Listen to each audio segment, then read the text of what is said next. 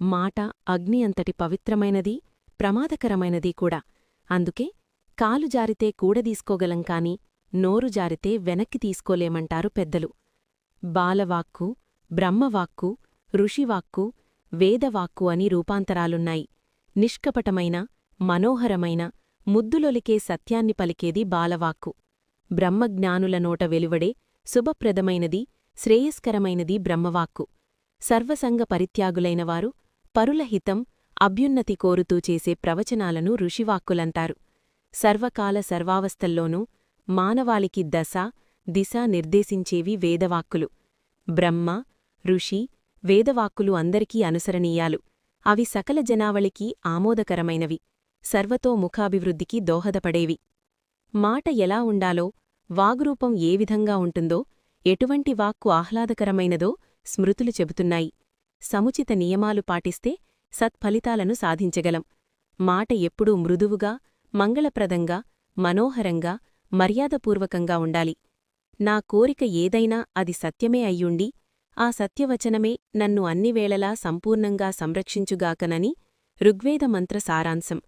ఏ జాతివారైతే సత్యభావనతో ఉంటారో, ఉత్సాహవంతులై సత్సాంగత్యం, పురుషార్థాల వల్ల సత్య విజ్ఞానాలను సంపాదించుకుంటారో, వారు సుఖశాంతులతో వర్ధిల్లుతారని యజుర్వేదం చెబుతోంది.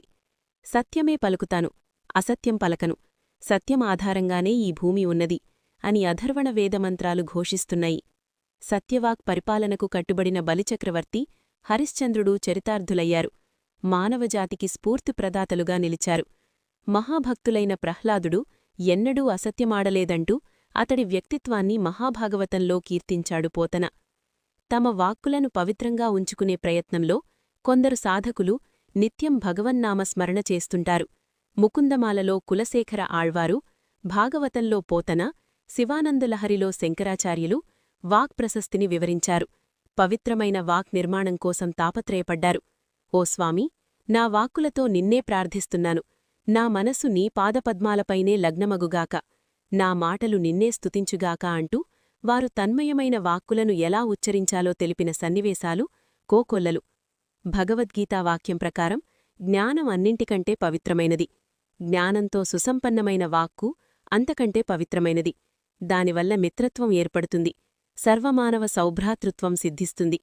సంస్కారవంతమైన పలుకులు అలవడాలంటే మంచి సాంగత్యం, దానితోపాటు చక్కటి అభ్యాసం కాలాలి. సద్గురువుల చెంత చేరినప్పుడు జడులుగా ఉన్నవారు సైతం చివరికి లోకకల్యాణ భావనలు అలవరుచుకుని జ్ఞానవంతులై ప్రకాశిస్తారు. వారి నోట ఎన్నడూ అమంగళవచనాలు, పరుషవాక్యాలు